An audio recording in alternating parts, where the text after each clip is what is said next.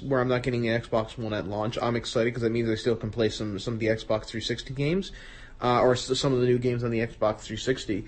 But at the same time, like, I kind of wish that, like, I wish that, like, companies would be okay. There. I wish that the companies would, like, sometime, let's say in August, they'd be like, all right, after this point, no new games are coming out for the Xbox 360 or PlayStation 3. Yep. The only games that are coming out now will be for the PlayStation 4 and the Xbox One. I kind of wish they did that just so there could be a clear cut between when I have to buy Xbox 360 games and when I have to buy PlayStation 4 games, or whatever. When are you making that line? Like, when are you, like, what is there a game that, like, you're like, after this, I'm not buying any more games in this generation? Originally that was going to be Batman Arkham Origins, yeah. Which is coming out for the Xbox 360 and PlayStation 3, not the next gen consoles. Looks fabulous, by the way, but if you played Arkham City or Arkham Asylum, then it's basically the same game. That was going to be my last one, and then Xbox at the conference they talked about a new game which will once we get done with Rise, we'll talk about, called Titanfall, and that's coming out for both systems, the Xbox One and the Xbox 360, and I'll be getting that one for the Xbox 360 because it looks awesome. And we'll come back with that information after the break. Stay tuned. Yep.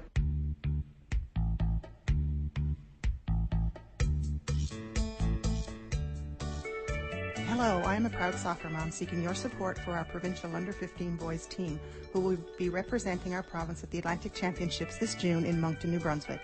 The boys are hosting a goods bingo at Knights of Columbus, St. Clair Avenue on Thursday, April 25th. Doors open at 7 p.m., bingo at 7:30. Tickets are $10. If you would like to pre-purchase tickets, donate a prize, or even sponsor a player on his journey, contact Ruth at 739-8218 or ruth.godden7@hotmail.ca. Come out for a chance to win hundreds of dollars in great prizes. Thank you.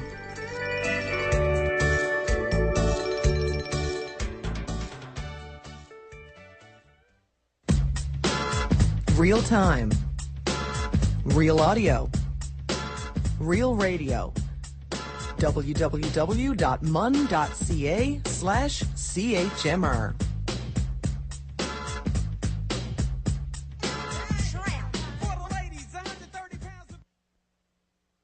And we are back on 93.5 CHMR FM, and you are listening to the Aperture, a weekly hour-long discussion of all topics geek culture. I'm one of your hosts, Rory DC. And I'm Adam the Porch Knight. And before we go on, Rory, can I just say, you're getting a lot better at saying that little quip at the beginning about it being an hour so long. fast, yeah. Yeah, it used to be like, and then you're just like, I'm cool with this. Yeah, I got it. Yeah, I got it. It's down.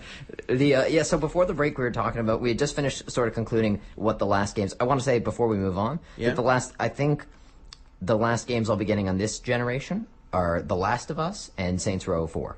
Okay. And then I think I'm moving on. What about Grand Theft Auto 5? Maybe. Okay. Maybe, honestly. Anyway, new game called Rise, Son of Rome. It's about a Roman general who has to lead. Looks like he's gonna have to lead his Roman legions to fight the barbarians, which were at that time they refer to barbarians was the Roman term for the Germanic and Goths people who live kind of in Northern Europe. But it could, the barbarians here could be like orcs or something. We don't know. We didn't really see. There wasn't really a lot of context in this trailer. Looked kind of not great to me. It looked very cinematic. The opening looked like the World War II battle in Normandy.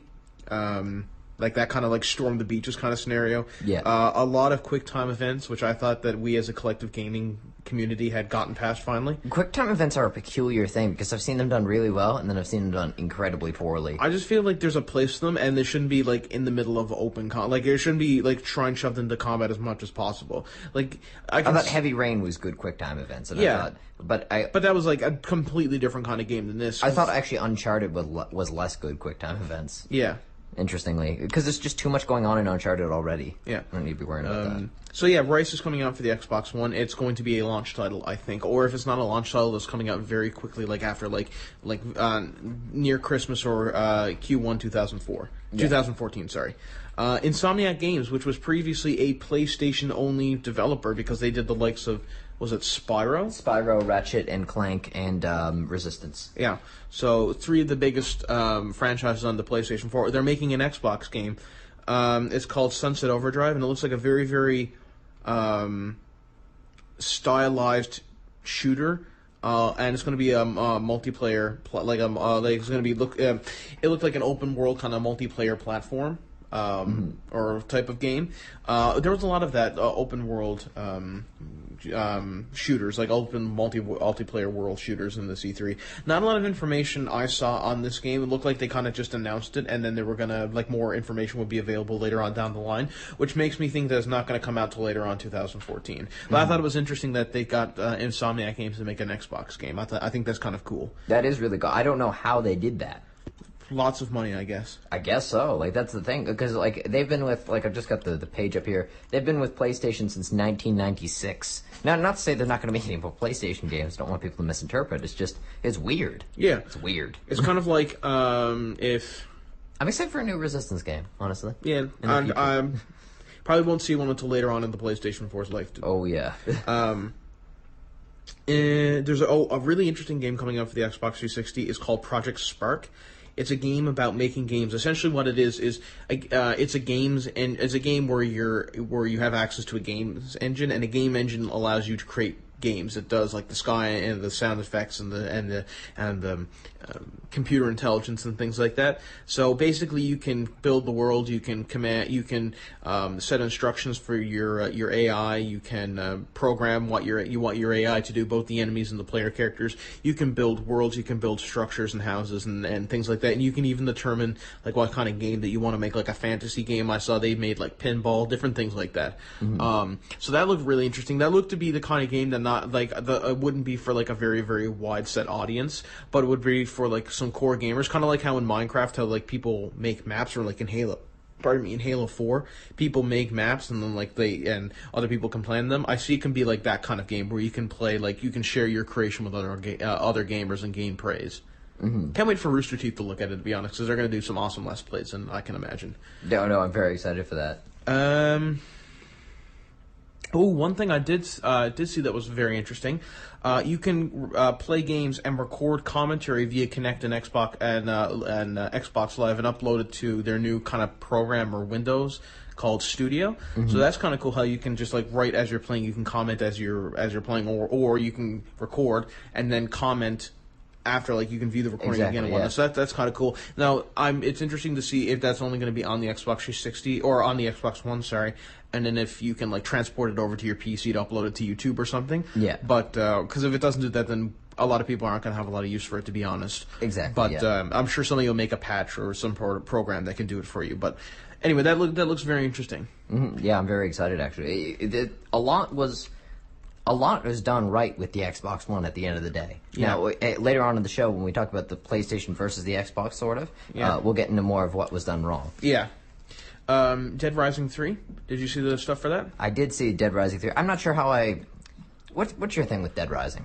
I didn't like the first two, but I will say I was impressed with this one because it looked very, very interesting. I like the idea of an open world zombie game, mm-hmm. because to me the open world zombie game is okay, you're low on surprise. Yeah, if you want to, do you want to build a safe house? Well, then you got to go out and find the wood. Do you want to shoot zombies? Well, then you better hope that you find ammo later on down the line. And so that's the kind of game where you want to explore just to find supplies that you need to hold off the zombies in your safe houses, or buy gasoline to get a car so you can drive around. You know what I mean? Mm-hmm. That kind of gameplay. I think that Dead Rising 3 has a lot of potential, but at the same time it's being made by Capcom, so they might fail, because Capcom really hasn't been doing very well lately at all. Weird company. Yeah, I've never been a big Capcom guy at almost any time. No, at one time or another, I think the only Capcom games that I really, really enjoyed were the Mega Man games, and that was eons ago. Yeah, that was eons ago, and even then I was I like some of them. Yeah, that was Mega Man X. Right now, cars. It was pretty much it. My reaction to that was, they're pretty cool. Yeah. But it's not enough to save the company for me. However, when we get to PlayStation, we will talk about a game from Capcom that I think looks kind of cool just because I like dragons. Yeah. Speaking of dragons, Witcher 3. Yes, The Witcher 3. Yes, I did. That's coming out for Xbox One and PC, and PC. Sorry. Mm-hmm. Yep. Previously, it was one of those PC only consoles are dirty Like the Elder smelly Scrolls. gamers. Yeah, one of those games that are like we're a PC only game and we're proud of it because the consoles suck. But now it's coming out for Xbox One, which is impressive because it shows how a previously only PC game can be put on the next gen consoles because the hardware's kind of caught up. You know what I mean? Looks very impressive.